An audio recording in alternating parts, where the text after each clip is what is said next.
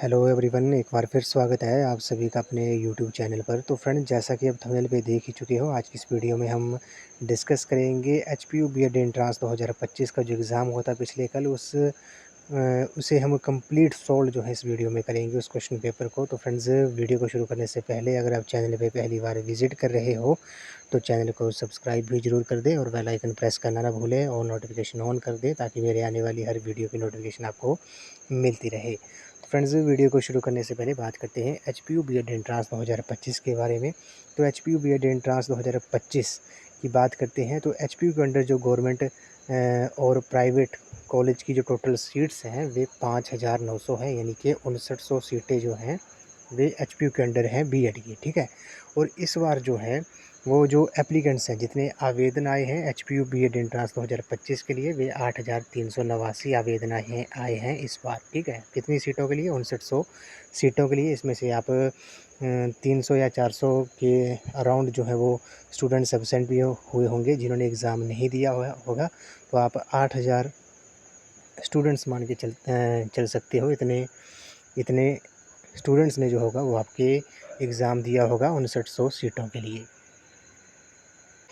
बाकी मैं cut off वगैरह के लिए जो वीडियो है वो भी मैं अपलोड करूँगा, लेकिन पहले हम कंप्लीट सॉल्व पेपर कर लेते हैं इस वीडियो में। उसके बाद आपने कमेंट सेक्शन में आपने बताना है कि आपका कितना स्कोर है, आपकी स्ट्रीम कौन सी है और आपकी कैटेगरी कौन सी है। उसके अकॉर्डिंग भी मैं आपके कमेंट्स का जो रिप्लाई है वो भी मैं कर दूँगा। तो बस आपने वीडियो के अंत तक बने रहना है और वीडियो को स्किप नहीं करना है। तो फ्रेंड्स, वीडियो को शुरू करते हैं। तो फ्रेंड्स, वीडियो को शुरू करते हैं। क्वेश्चन नंबर फर्स्ट है, बोला गया है कि हिमाचल प्रदेश के वर्तमान राज्यपाल कौन है? Who is the current governor of Himachal Pradesh? तो क्वेश्चन नंबर फर्स्ट का जो राइट आंसर है वो आपका ऑप्शन नंबर बी हो जाएगा। शिव प्रताप शुक्ल जी जो है वो हिमाचल प्रदेश के राज्यपाल हैं। ऑप्शन नंबर बी इस क्वेश्चन का राइट आंसर है। उसके बाद बात करते हैं, which hydro electric project is located on the Sutlej river? Sutlej नदी पर कौन सा जल विद्युत परियोजना स्थित है? तो फ्रेंड्स, इस क्वेश्चन का जो राइट आंसर होगा वे भाखड़ा नांगल डैम भी सतलुज नदी के ऊपर है, कोल डैम भी, नाथपा जाकरी भी ये सतलुज नदी के ऊपर स्थित है। चमेरा जो है वो आपका रावी नदी के ऊपर है। तो फ्रेंड्स, आई थिंक इस क्वेश्चन की जो होगी आपको ग्रेस मिल जाएगी। सभी के लिए जो है वो इस क्वेश्चन की आपको ग्रेस मिल जाएगी, क्योंकि यहाँ पे क्वेश्चन होना था कि which hydro electric project is not located on the Sutlej river, तब इसका आंसर जो होना था वो चमेरा होना था, क्योंकि ये तीनों जो हैं first A B C option जो है वो आपके सतलुज नदी के ऊपर स्थित हैं। तो इस क्वेश्चन की आपको ग्रेस सभी को मिल जाएगी। उसके बाद क्वेश्चन नंबर थर्ड पे चलते हैं। बोला गया कि राजा संसार चंद के शासनकाल के दौरान मनकू को निम्नलिखित चित्रकला के महान गुरुओं में से एक माना जाता है। क्वेश्चन नंबर थर्ड का जो राइट आंसर होगा वह आपका ऑप्शन नंबर ए हो जाएगा, पहाड़ी लघु चित्रकला। क्वेश्चन नंबर फोर्थ पे चलते हैं। स्वान नदी हिमाचल प्रदेश के किस जिले से बहती है? तो ये डिस्ट्रिक्ट ऊना में, इसे स्थानीय लोग जो हैं वो दुख का दरिया भी कहते हैं। ऑप्शन नंबर डी इस क्वेश्चन का राइट आंसर है। क्वेश्चन नंबर 5 पे चलते हैं। हिमाचल प्रदेश में अंतर पारिवारिक विनिमय द्वारा विवाह जाना जाता है, तो उसे क्या कहा जाता है? उसे बाटा साटा कहा जाता है। ऑप्शन नंबर ए जो है इस क्वेश्चन का राइट आंसर है। क्वेश्चन नंबर 6 पे चलते हैं। हिमाचल प्रदेश के किस जिले में कालाटोप वन्य जीव अभयारण्य है? तो ये डिस्ट्रिक्ट चंबा में है। ऑप्शन नंबर सी इस क्वेश्चन का राइट आंसर है। क्वेश्चन नंबर 7 पे चलते हैं। वर्ष 2011 की जनगणना के अनुसार हिमाचल प्रदेश में बिना बसे कितने गांव थे? The number of uninhabited villages in Himachal Pradesh as per census 2011 was. तो इस क्वेश्चन का जो राइट आंसर होगा वह आपका ऑप्शन नंबर डी हो जाएगा, 2808 जो है इस क्वेश्चन का राइट आंसर है। अगर आपसे एग्ज़ाम में अनइनहेबिटेड की जगह इनहेबिटेड विलेजेस पूछा होता तो इस क्वेश्चन का जो राइट आंसर होना था वह आपका 17,882 होना था, ठीक है। अगर आपसे अन की जगह इनहेबिटेड विलेजेस पूछा होता, ठीक है। तो अनइनहेबिटेड विलेजेस जो हैं वो आपके 2808 हैं। ऑप्शन नंबर डी इस क्वेश्चन का राइट आंसर है। और हिमाचल प्रदेश में जो टोटल गांव है वे आपके 20,690 हैं, ये भी आपने याद रखना है। टोटल जो गांव है, ठीक है। इनहेबिटेड कितने हैं? ये 17,882 हैं और अनइनहेबिटेड जो है वो आपके 2,808 हैं। ऑप्शन नंबर डी इस क्वेश्चन का राइट आंसर है। क्वेश्चन नंबर 8 पे चलते हैं। बोला गया है कि धामी आंदोलन के जो नेता थे वे कौन थे? वे भागमल सोठा थे। ऑप्शन नंबर बी इस क्वेश्चन का राइट आंसर है। अगले प्रश्न चलते हैं। राजा भूरी सिंह किस रियासत के शासक थे? तो ये चंबा रियासत के शासक थे। ऑप्शन नंबर बी इस क्वेश्चन का राइट आंसर है। अगले प्रश्न में चलते हैं, यमुना नदी हिमाचल प्रदेश की सीमा किस भारतीय राज्य के साथ बनाती है? तो ये उत्तराखंड के साथ बनाती है। ऑप्शन नंबर ए इस क्वेश्चन का करेक्ट आंसर होगा। अगले प्रश्न में चलते हैं, हिमाचल प्रदेश की सबसे ऊंची चोटी कौन सी है? Which is the highest peak in Himachal Pradesh? तो इस क्वेश्चन का जो राइट आंसर हो जाएगा वो आपका ऑप्शन नंबर सी हो जाएगा। पुरगिल जो है इस क्वेश्चन का राइट आंसर है। ये हिमाचल प्रदेश की हाईएस्ट पीक है, ये भी आपने याद रखना है।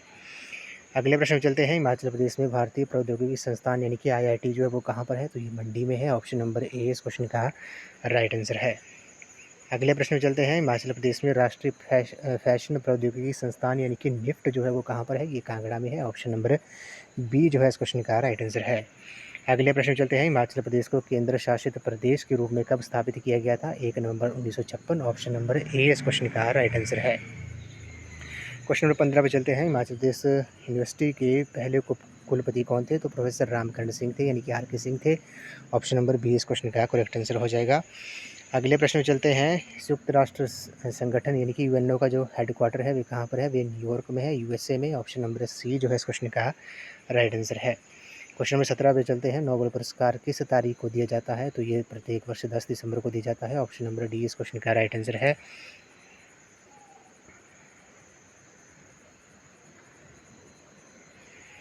उसके बाद क्वेश्चन नंबर 18 पे चलते हैं, बोला गया कि भारत में किस शहर को भारत की सिलिकॉन वैली के नाम से जाना जाता है? तो बेंगलुरु जो है इस क्वेश्चन का करेक्ट आंसर हो जाएगा।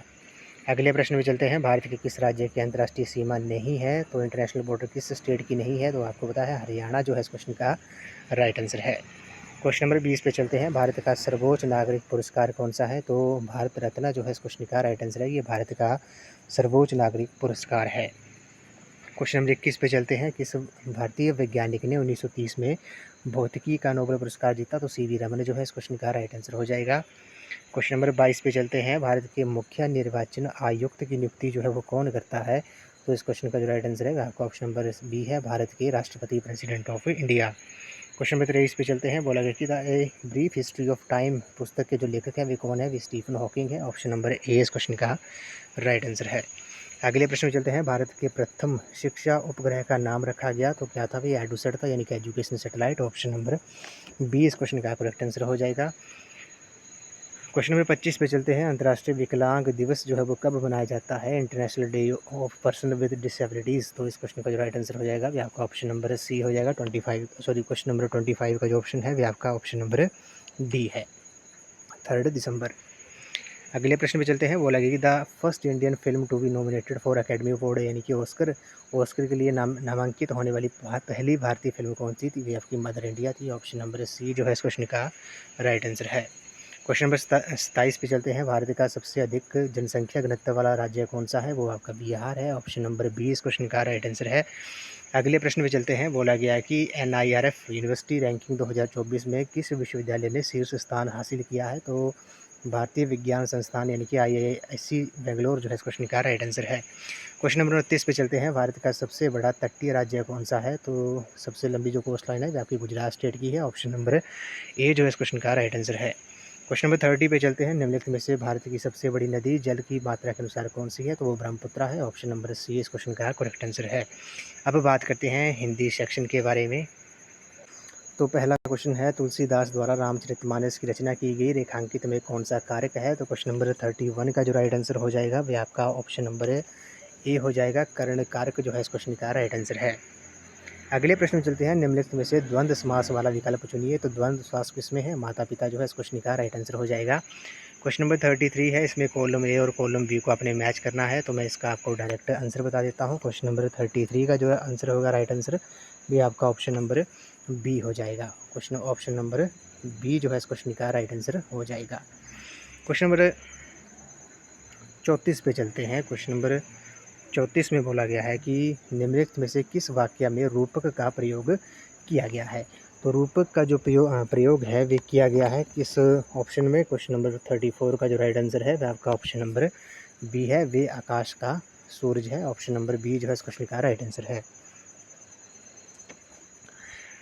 क्वेश्चन नंबर 35 पे चलते हैं। उपमेय और रूपक के बीच प्रमुख अंतर क्या है? तो इस क्वेश्चन का जो राइट आंसर हो जाएगा वह आपका ऑप्शन नंबर सी हो जाएगा। उपमेय में जैसे या की तरह का प्रयोग होता है, जबकि रूपक में नहीं। क्वेश्चन नंबर 36 पे चलते हैं। चंदू के चाचा ने चंदू की चाची को वाक्य में किस अलंकार का जो है वो प्रयोग हुआ है? क्वेश्चन नंबर 36 का जो राइट आंसर है वह आपका ऑप्शन नंबर ए हो जाएगा। अनुप्रास जो है इस क्वेश्चन का राइट आंसर है। क्वेश्चन नंबर 37 पे चलते हैं। देवनागरी लिपि में मात्राओं का उपयोग जो है वो किसके साथ किया जाता है? तो क्वेश्चन नंबर 37 का जो राइट आंसर होगा वह आपका ऑप्शन नंबर सी हो जाएगा। व्यंजन जो है इस क्वेश्चन का राइट आंसर है। अगले प्रश्न चलते हैं। स्वर और व्यंजन के बीच मुख्य अंतर क्या है? तो स्वर और व्यंजन के बीच में अपने मुख्य अंतर बताना है। इस क्वेश्चन का जो राइट आंसर है वह आपका ऑप्शन नंबर डी हो जाएगा। स्वर स्वतंत्र रूप से उच्चारित होते हैं, जबकि व्यंजन को स्वर की मदद की आवश्यकता होती है। क्वेश्चन नंबर 39 पे चलते हैं। क का उच्चारण स्थान लिखे। तो क का उच्चारण स्थान जो है वो क्या होगा? इस क्वेश्चन का जो राइट आंसर है वह आपका ऑप्शन नंबर सी हो जाएगा। कंठ जो है इस क्वेश्चन का राइट आंसर है। क्वेश्चन नंबर 40 पे चलते हैं। निम्नलिखित में से कौन सा वर्ण हिंदी वर्णमाला के स्वरों में शामिल है? तो इस क्वेश्चन का जो राइट आंसर है वह आपका ऑप्शन नंबर सी हो जाएगा। 40 का ऑप्शन नंबर सी। अगले प्रश्न चलते हैं। हिंदी में आ और ओ को क्या कहा जाता है? काफ़ी इंपॉर्टेंट क्वेश्चन है। तो क्वेश्चन नंबर 41 का जो राइट आंसर है वह आपका ऑप्शन नंबर डी है। इन्हें दीर्घ स्वर जो है वो कहा जाता है हिंदी में आ और ओ को। अगले प्रश्न पे चलते हैं। बोला गया कि जिन स्वरों को बोलने में कम समय लगे उसे क्या नाम दिया गया है? तो उसे ह्रस्व स्वर दिया गया है। ऑप्शन नंबर ए जो है इस क्वेश्चन का राइट आंसर है। क्वेश्चन नंबर 43 पे चलते हैं। क्वेश्चन नंबर 43 में बोला गया है कि अनुपम शब्द में स्वर और व्यंजन की संख्या जो है वो कितनी है? तो क्वेश्चन नंबर 43 का जो राइट आंसर हो जाएगा वह आपका ऑप्शन नंबर बी हो जाएगा। 2 स्वर हैं और 3 व्यंजन है। अगले प्रश्न चलते हैं। पवन शब्द में कौन सी संधि है? तो इस क्वेश्चन का जो राइट आंसर होगा वह आपका ऑप्शन नंबर डी हो जाएगा। अयादी संधि। क्वेश्चन नंबर 45 पे चलते हैं। निम्न में से कौन सी वर्तनी ठीक है, यानी कि वर्तनी बतानी है, तो शुद्ध रूप जो है वो आपका रचयिता है। Option number B. Question number 46 पे चलते हैं। निम्नलिखित में से पुल्लिंग शब्द बताना है, तो व्यय जो है वो आपका पुल्लिंग शब्द है। ऑप्शन नंबर ए इस क्वेश्चन का राइट आंसर है। उसके बाद एक पैराग्राफ दिया था 47 से लेकर 50 तक जो है, इसमें इस पैराग्राफ को पढ़ के आपने इसके आंसर देने थे। मैं इनकी आपको डायरेक्ट जो है वो आंसर बता देता हूँ। क्वेश्चन नंबर 47 बोला गया है कि गीत कविता बच्चों के जीवन में रस बस जाए और ये माता पिता को पसंद नहीं है क्योंकि इससे बच्चे। तो क्वेश्चन नंबर 47 का जो राइट आंसर होगा वह आपका ऑप्शन नंबर सी हो जाएगा। क्वेश्चन नंबर 48 है। शिक्षा व्यवस्था गति गीत कविता को किस दृष्टि से देखती है? तो क्वेश्चन नंबर 48 का जो राइट आंसर है वह आपका ऑप्शन नंबर बी है, वादक के रूप में। वादक के रूप में ऑप्शन नंबर बी। अगले प्रश्न चलते हैं। सांस्कृतिक में जो प्रत्यय है वे कौन सा है? तो इस क्वेश्चन का जो राइट आंसर है वह आपका ऑप्शन नंबर ए हो जाएगा। इक जो है वो आपका इस क्वेश्चन का राइट आंसर है। सांस्कृतिक में इक जो है वो प्रत्यय है। क्वेश्चन नंबर 50 पे चलते हैं। गीता कविता के बारे में कौन सा कथन जो है वो सही नहीं है? तो क्वेश्चन नंबर 50 का जो राइट आंसर होगा वह आपका ऑप्शन नंबर डी हो जाएगा। समाज में इनकी व्यापक सहमति नहीं है। ऑप्शन नंबर डी इस क्वेश्चन का राइट आंसर है। अब बात करते हैं इंग्लिश सेक्शन के बारे में। तो क्वेश्चन नंबर 51 में इसमें आपने पैराग्राफ पढ़ के आंसर देने थे। What is the key characteristic of a student centred classroom as described in the passage? तो क्वेश्चन नंबर 51 का जो राइट आंसर होगा वह आपका ऑप्शन नंबर ए हो जाएगा। Students are active participants shaping their learning experience. Question number 52 पे चलते हैं। Which of the following best describe the teacher role in a student centred classroom? तो इस क्वेश्चन का जो राइट आंसर होगा वह आपका ऑप्शन नंबर बी हो जाएगा। क्वेश्चन नंबर 53 पे चलते हैं। द टर्म फैसिलिटेटर मीन्स, तो इसका जो मीन होता है वे क्या होता है, मतलब क्या होता है? क्वेश्चन नंबर 53 का जो राइट आंसर है वह आपका ऑप्शन नंबर डी हो जाएगा। A person who makes a process or task easier for other. Question number 54 पे चलते हैं। In a classroom following student centred principle which activity would most likely be increased? तो question number 54 का जो right answer है वे आपका option number सी हो जाएगा। Group discussion and project based learning. अगले प्रश्न चलते हैं। क्वेश्चन नंबर 55 है। How does the student centred approach affect students development beyond academics? तो क्वेश्चन नंबर 55 का जो राइट आंसर है, क्वेश्चन नंबर 55 का जो राइट आंसर हो जाएगा वह आपका ऑप्शन नंबर डी हो जाएगा। Students gain critical thinking and emotional skills fostering well rounded growth. Question number 56 पे चलते हैं। इसमें आपने सिनोनिम बताना है स्कैफोल्डिंग का। तो क्वेश्चन नंबर 56 का जो राइट आंसर हो जाएगा अभी आपका ऑप्शन नंबर सी हो जाएगा। स्पोर्ट जो है इस क्वेश्चन का राइट आंसर है। अगले प्रश्न में आपने करेक्ट स्पेलिंग बतानी है। तो क्वेश्चन नंबर 57 का जो राइट आंसर है वे आपका ऑप्शन नंबर बी हो जाएगा। ठीक है, मैं आपको ऐसे ही इसके आंसर डायरेक्ट आंसर बता देता हूँ। क्वेश्चन नंबर 58 है, to be dash effective communicator a teacher must listen as much as they speak. तो क्वेश्चन नंबर 58 का जो राइट आंसर होगा वे आपका ऑप्शन नंबर बी हो जाएगा। तो फ्रेंड्स 58 का जो राइट आंसर होगा वह आपका ऑप्शन नंबर ए हो जाएगा। To be an effective communicator a teacher must listen as such as they speak. Option number A इस क्वेश्चन का राइट आंसर है। क्वेश्चन नंबर 59 पे चलते हैं, you dash complete your assignment by tomorrow. Question number 59 का जो right answer है वह आपका ऑप्शन नंबर बी हो जाएगा, मस्ट।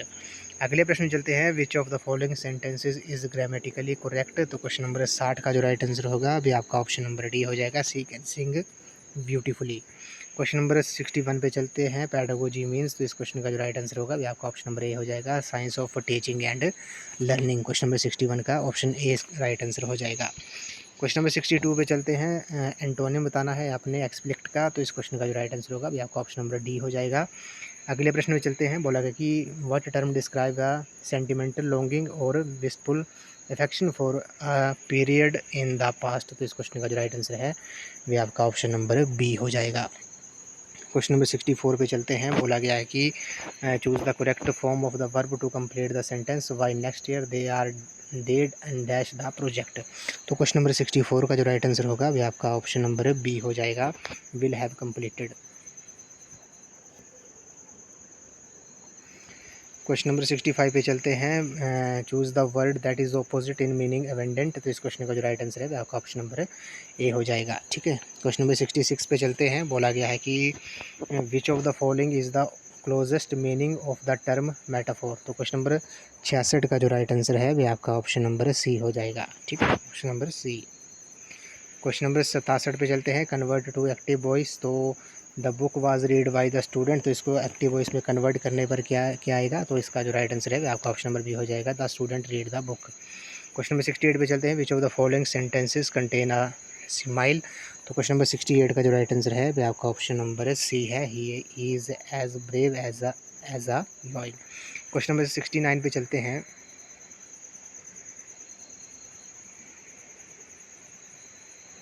क्वेश्चन नंबर 69 पे चलते हैं। क्वेश्चन नंबर 69 में बोला गया कि choose the correct indirect speech, he said I can do this work. तो क्वेश्चन नंबर 69 का जो राइट आंसर है वह आपका ऑप्शन नंबर डी हो जाएगा, he said that he could do this work.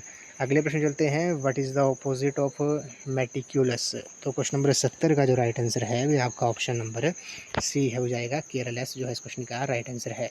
अब बात करते हैं हम जो रीजनिंग और रीजनिंग एबिलिटी और मैथ्स के जो क्वेश्चन पूछे गए थे उनको अब हम सॉल्व करते हैं। इनके मैं आपको डायरेक्ट आंसर बता देता हूँ। क्वेश्चन नंबर 71 का जो राइट आंसर हो जाएगा वह आपका ऑप्शन नंबर ए हो जाएगा, डिडक्टिव रीजनिंग। यानी कि डिडक्टिव रीजनिंग जो है इस क्वेश्चन का राइट आंसर है। सभी गुलाब फूल हैं और सभी फूल पौधे हैं, निष्कर्ष निकलता है सभी गुलाब पौधे हैं। ये एक उदाहरण है कि इसका डिडक्टिव रीजनिंग का। अगले प्रश्न चलते हैं, what number come next in the series. तो श्रृंखला में जो अगली संख्या आएगी क्वेश्चन नंबर 72 में वे कौन सी आएगी, वे आपकी आएगी ऑप्शन नंबर बी यानी कि 42। क्वेश्चन नंबर 73 पे चलते हैं, बोला गया है कि ए बी से लंबा है, सी ए से लंबा है, डी सी से लंबा है, सबसे छोटा कौन सा है। तो क्वेश्चन नंबर 73 का जो राइट आंसर होगा वह आपका ऑप्शन नंबर डी हो जाएगा। अगले प्रश्न में चलते हैं, एक शिक्षक 3 घंटे में 45 उत्तर पुस्तिकाओं की जांच करता है, उसी दर पर 5 घंटे में कितनी पुस्तिकाओं की जांच करेगा। तो इस क्वेश्चन का जो राइट आंसर है वह आपका ऑप्शन नंबर बी हो जाएगा। अगले प्रश्न में चलते हैं, यदि एक विद्यालय में छात्र शिक्षक अनुपात 25:1 है तो 19 शिक्षक हैं तो वहाँ कितने छात्र हैं। तो इस क्वेश्चन का जो राइट आंसर हो जाएगा वह आपका 75 का वह आपका ऑप्शन नंबर ए हो जाएगा। अगले प्रश्न में चलते हैं, इनके मैं आपको डायरेक्ट आंसर ही बता देता हूँ। क्वेश्चन नंबर 76 का जो राइट आंसर होगा वह आपका ऑप्शन नंबर ए हो जाएगा। ठीक है, ए हो जाएगा। क्वेश्चन नंबर 77 की बात करते हैं, यदि विद्यालय सप्ताह में 5 दिन संचालित होता है और गणित के शिक्षण घंटों में कोई समायोजन नहीं किया गया है तो प्रत्येक छात्र गणित विषय में प्रति सप्ताह कितने घंटे जो है वो खर्च करता है। क्वेश्चन नंबर 77 का जो राइट आंसर है वह आपका ऑप्शन नंबर सी है। ठीक है, अगले प्रश्न में चलते हैं, किसी भी दिन कला और सामाजिक अध्ययन के लिए संयुक्त रूप में आवंटित कुल समय जो है वो कितना है। क्वेश्चन नंबर 78 का जो राइट आंसर है वह आपका ऑप्शन नंबर ए हो जाएगा। क्वेश्चन नंबर 79 पे चलते हैं, शारीरिक शिक्षा और संगीत के समायोजन के बाद प्रति सप्ताह सभी विषयों के लिए संयुक्त घंटों की कुल संख्या कितनी है। ये पहला, तो इस क्वेश्चन का जो राइट आंसर है 79 का वे आपका ऑप्शन नंबर डी हो जाएगा, 45.50 घंटे। अगले प्रश्न में चलते हैं, बोला गया है कि यदि विज्ञान में कुल घंटे दुगने हो जाते हैं तो पूरे सप्ताह के लिए विज्ञान के लिए आवंटित घंटे की कुल संख्या जो है वो कितनी है। क्वेश्चन नंबर 80 का जो राइट आंसर है वह आपका ऑप्शन नंबर डी है, 18 घंटे। अगले प्रश्न में चलते हैं, क्वेश्चन नंबर 81 का जो राइट आंसर है, मैं आपको आंसर बता देता हूँ इसका जो करेक्ट आंसर है वह आपका ऑप्शन नंबर बी है। क्वेश्चन नंबर 83 में 82 पे चलते हैं, 82 का जो राइट आंसर हो जाएगा, क्वेश्चन नंबर 82 का जो राइट आंसर है वह आपका ऑप्शन नंबर ए है, ठीक है।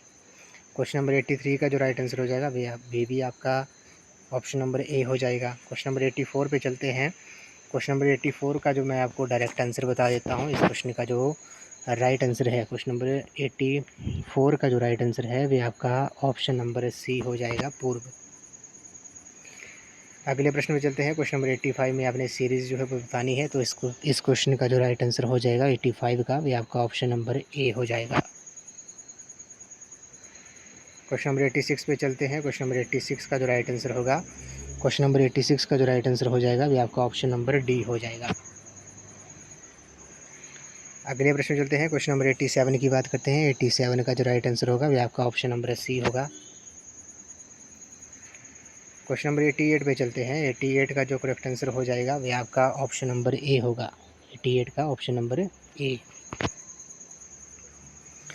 अगले प्रश्न चलते हैं, which day of week was 15 अगस्त 1947, 15 अगस्त 1947 को सप्ताह का कौन सा दिन था। तो ये आपका शुक्रवार था, ऑप्शन नंबर ए इस क्वेश्चन का राइट आंसर है। रीजनिंग का जो लास्ट क्वेश्चन है, what come next in the pattern, pattern में अगली जो संख्या आएगी वे कौन सी आएगी। क्वेश्चन नंबर 90 का जो राइट आंसर है वे आपका ऑप्शन नंबर बी हो जाएगा, ठीक है। 38 जो है इस क्वेश्चन का राइट आंसर है। अगली जो सेक्शन है वह आपकी national commissions and committees on education है। तो बात करते हैं क्वेश्चन नंबर 91 की, NUEPA is mainly concerned with. तो न्यूपा मुख्य रूप से जो संबंधित है वे किससे है। तो ऑप्शन नंबर डी हो जाएगा, एजुकेशनल प्लानिंग। अगले प्रश्न में चलते हैं, 92 का है, बोला गया कि the name of Yashpal committee report. तो इस क्वेश्चन का जो राइट आंसर होगा वह आपका ऑप्शन नंबर सी हो जाएगा, learning without burden. Question number 93 पे चलते हैं, what is the full form of PGI। तो PGI की जो फुल फॉर्म है भी आपकी ऑप्शन नंबर सी हो जाएगी, performance grading index. Question number 94 पे चलते हैं, बोला गया है कि which one of the following is true about year of establishment. तो इस क्वेश्चन का जो राइट आंसर है आपका ऑप्शन नंबर डी हो जाएगा। समग्र शिक्षा जो था वो 2018 में आया था, तो ऑप्शन नंबर डी जो है इस क्वेश्चन का राइट आंसर है। क्वेश्चन नंबर 95 पे चलते हैं, डाउनवर्ड फिल्ट्रेशन थ्योरी। इस क्वेश्चन का जो राइट आंसर है वह आपका ऑप्शन नंबर बी हो जाएगा, मैकॉले की शिक्षा का कार्यव्रत। क्वेश्चन नंबर 96 पे चलते हैं, नीति आयोग की फुल फॉर्म क्या है। तो national institution for transforming India. Question number 97 पे चलते हैं, बोला गया कि national education policy 2020 emphasised which approach to learning. तो क्वेश्चन नंबर 97 का जो राइट आंसर है वह आपका ऑप्शन नंबर ए हो जाएगा, कंस्ट्रक्टिविज्म जो है इस क्वेश्चन का राइट आंसर है। क्वेश्चन नंबर 98 पे चलते हैं, what is the structure of school education as per NEP 2020। तो इस क्वेश्चन का जो राइट आंसर है वह आपका ऑप्शन नंबर डी हो जाएगा। क्वेश्चन नंबर 99 पे चलते हैं, फ्री एंड कंपल्सरी एजुकेशन, ये आपका आर्टिकल 21A कहता है, ऑप्शन नंबर बी जो है इस क्वेश्चन का राइट आंसर है। क्वेश्चन नंबर 100 पे चलते हैं, ECC स्टैंड फॉर तो early childhood care and education, इस क्वेश्चन का राइट आंसर है। क्वेश्चन नंबर 101 पे चलते हैं, यूजीसी को संसद के एक अधिनियम के माध्यम से भारत सरकार द्वारा वैधानिक दर्जा दिया गया था, कब। नवंबर 1956 में, ऑप्शन नंबर बी इस क्वेश्चन का करेक्ट आंसर है। क्वेश्चन नंबर 102 पे चलते हैं, निम्नलिखित में से किसे RPWD अधिनियम 2016 के तहत विकलांगता के रूप में मान्यता नहीं है। तो वर्णांतरता जो है इस क्वेश्चन का राइट आंसर है, कलर ब्लाइंडनेस जो है इस क्वेश्चन का करेक्ट आंसर हो जाएगा। क्वेश्चन नंबर 103 पे चलते हैं, बोला गया कि इनमें से कौन सा डेलर्स आयोग द्वारा उजागर किए गए शिक्षा के 4 स्तंभों में से एक नहीं है। क्वेश्चन नंबर 103 का जो राइट आंसर है वह आपका ऑप्शन नंबर डी हो जाएगा, लर्निंग टू एक्सेल जो है। क्वेश्चन नंबर 104 पे चलते हैं। भारत में पहले 3 विश्वविद्यालय किस वर्ष में स्थापित किए गए थे? कलकत्ता, मद्रास और बॉम्बे। ये 1857। ऑप्शन नंबर बी इस क्वेश्चन का राइट आंसर है।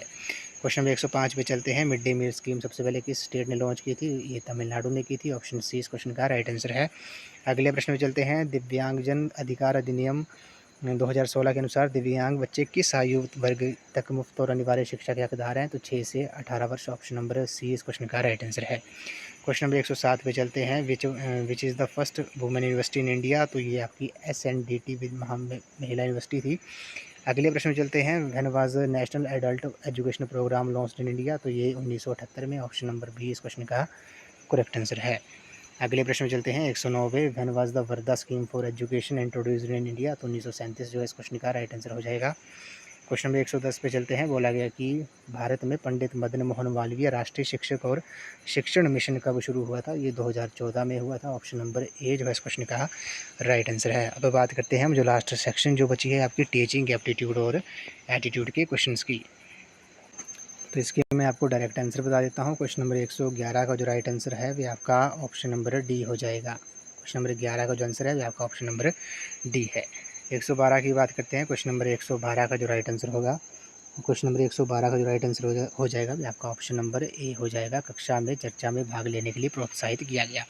क्वेश्चन नंबर 113 की बात करते हैं। शिक्षण अधिगम प्रक्रिया में कंप्यूटर का उपयोग किया जाता है? तो क्वेश्चन नंबर 113 का जो राइट आंसर है वह आपका ऑप्शन नंबर डी है, उपरोक्त सभी के लिए। ठीक है, ये आपने याद रखना है।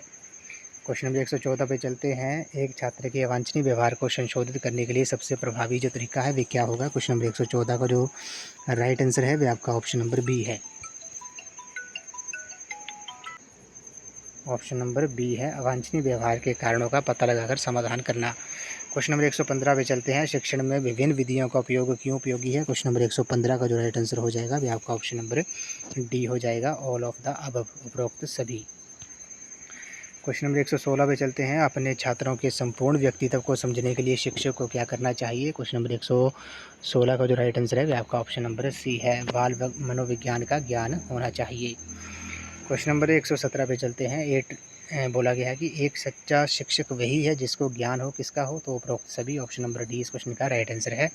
क्वेश्चन नंबर 118 पे चलते हैं। क्वेश्चन नंबर 118 का जो करेक्ट आंसर हो जाएगा वह आपका ऑप्शन नंबर बी हो जाएगा, लचीली बैठने की व्यवस्था और अभिव्यक्ति के विभिन्न रूपों की अनुमति देना। क्वेश्चन नंबर 119 पे चलते हैं। क्वेश्चन नंबर 119 का जो राइट आंसर है वह आपका ऑप्शन नंबर सी हो जाएगा। ठीक है। क्वेश्चन नंबर 20 पे चलते हैं। 120 पे समावेशी कक्षा का मुख्य उद्देश्य क्या है? तो इस क्वेश्चन का जो राइट आंसर है वह आपका ऑप्शन नंबर सी हो जाएगा। सभी विद्यार्थियों को चाहे उनकी क्षमता कुछ भी हो समान शिक्षण अवसर प्रदान करना जो है इस क्वेश्चन का राइट आंसर है।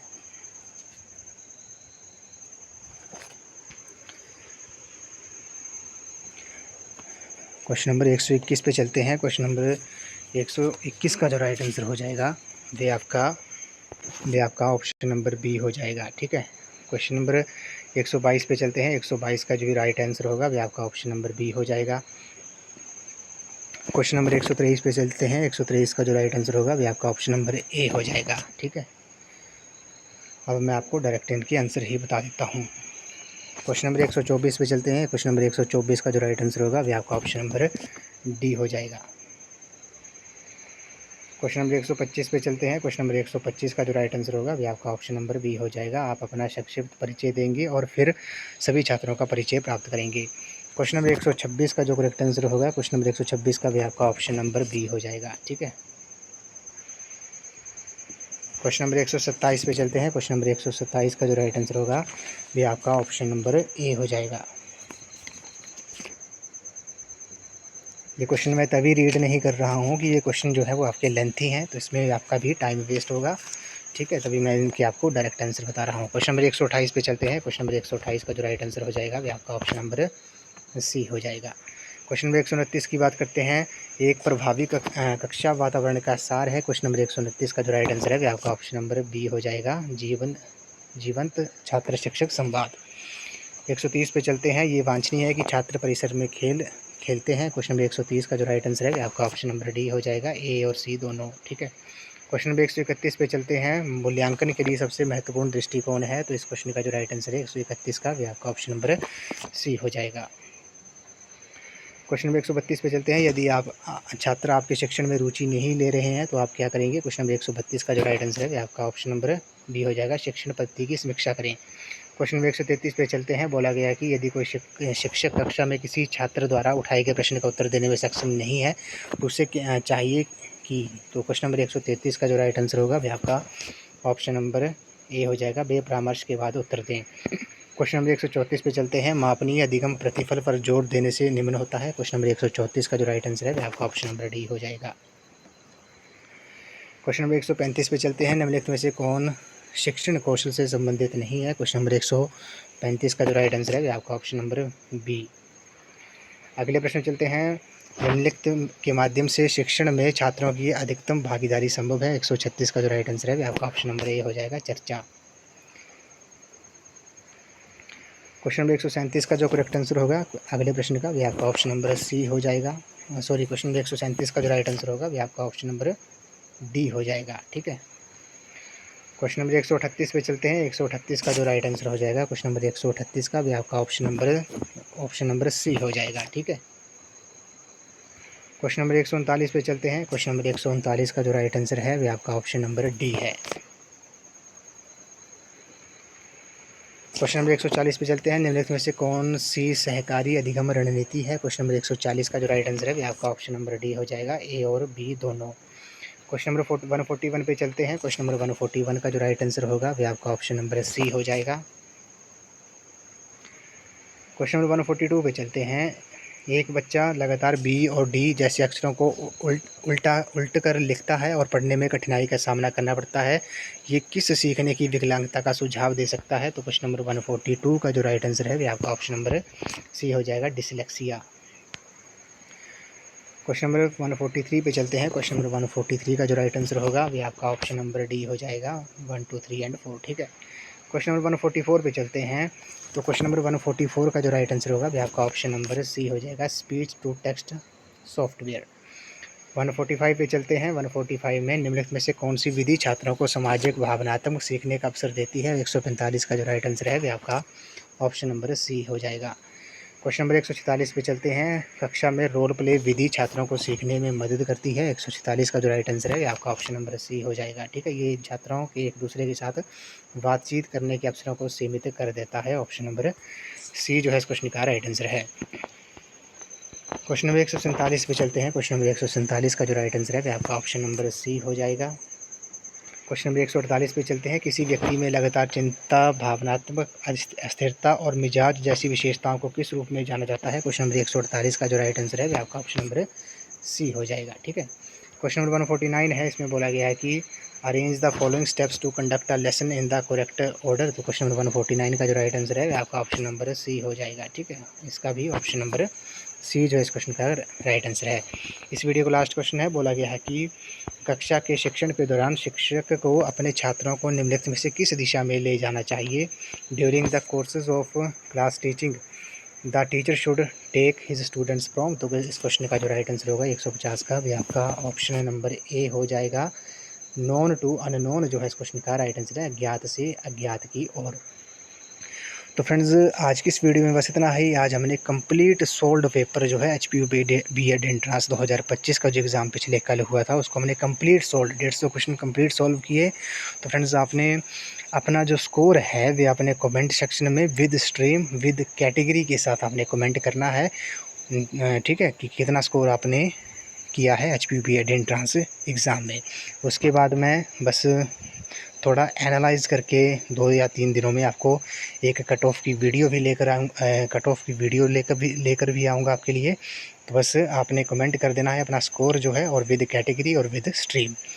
तो फ्रेंड्स आई होप आपको ये वीडियो पसंद आई होगी। तो वीडियो को लाइक शेयर एंड कमेंट जरूर कर दें और चैनल को सब्सक्राइब भी जरूर कर दें और बेल आइकन प्रेस करना ना भूलें, ऑल नोटिफिकेशन ऑन कर दें ताकि मेरे आने वाली हर वीडियो की नोटिफिकेशन आपको मिलती रहे। तो थैंक यू फ्रेंड्स।